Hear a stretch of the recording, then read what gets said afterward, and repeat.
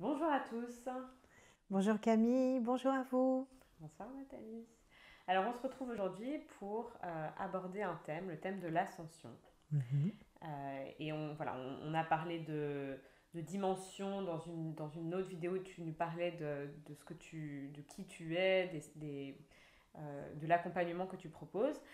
Est-ce que tu pourrais définir qu'est-ce qu'on entend par ascension déjà, s'il te plaît? Alors l'ascension, j'ai envie de dire que c'est un principe. Beaucoup de gens veulent absolument ascensionner, ont l'impression que l'ascension c'est tout de suite, si on n'ascensionne pas, ça sera pour plus jamais. L'ascension, c'est pas quelque chose, c'est à la fois dans notre représentation quelque chose de physique. On dit que l'âme incarnée, quand elle quitte le corps physique, elle ascensionne. Certes, c'est-à-dire qu'elle change de plan et de niveau de conscience. Cet espace-temps extraordinaire dans lequel nous sommes fait de la Terre une planète école, puisque c'est la première fois que dans le système, une planète va pouvoir ascensionner avec la création, avec l'humanité que nous sommes. Donc, on ne va pas avoir d'un seul coup un deltaplane qui se greffe sur nous et on ne va pas monter dans les airs.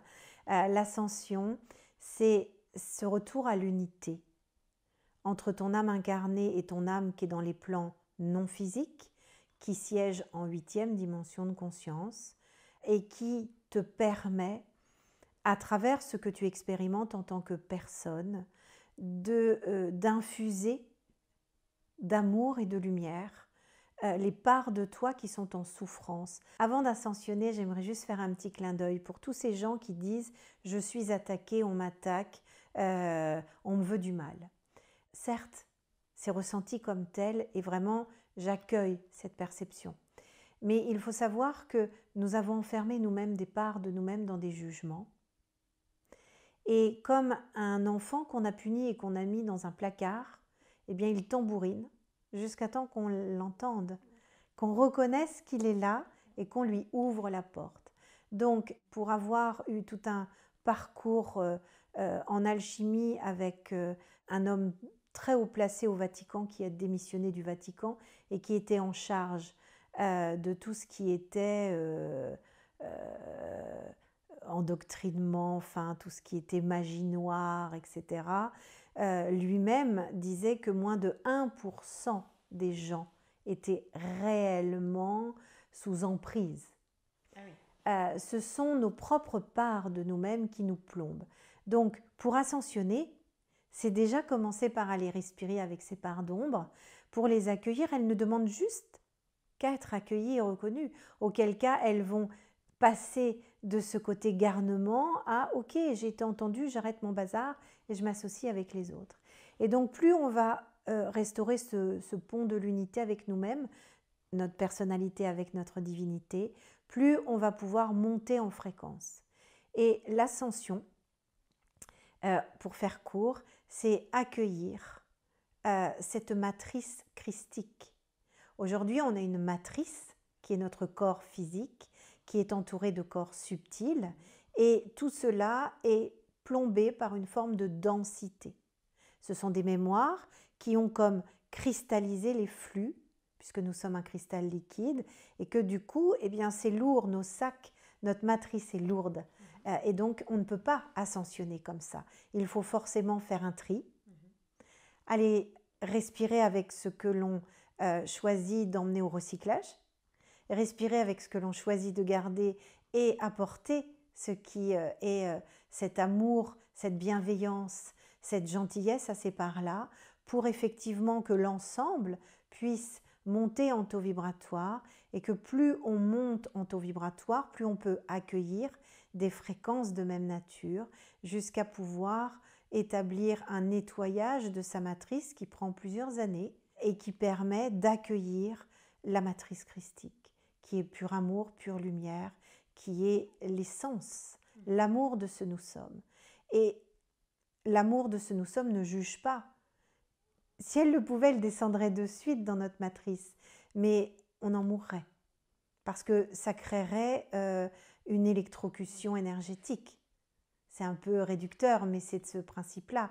Donc l'ascension, c'est tomber en amour avec soi pour pouvoir accueillir l'amour de son essence et pour pouvoir être unité, amour infini, non-jugement, bienveillance mutuelle et être dans cette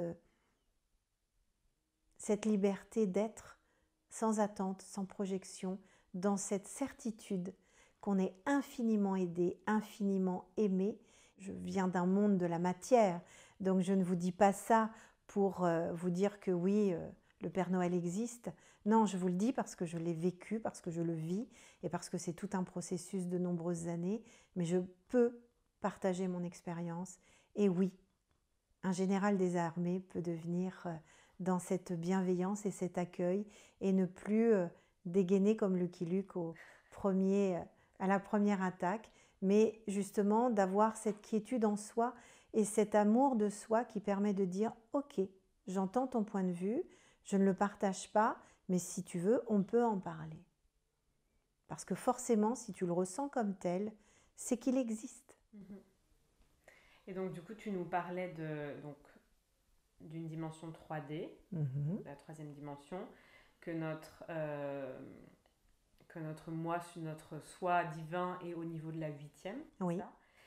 Est-ce que tu peux juste nous dresser un petit plan de, juste voilà, au niveau très explication un peu rationnelle, s'il y a quoi comme dimension et qu'est-ce qui, au niveau de l'ascension, là on passe de la 3 à, tu m'as parlé de 4 inférieur, 4 supérieur, il y a la 5 aussi, on est en train d'ascensionner au niveau de la planète vers quelle dimension?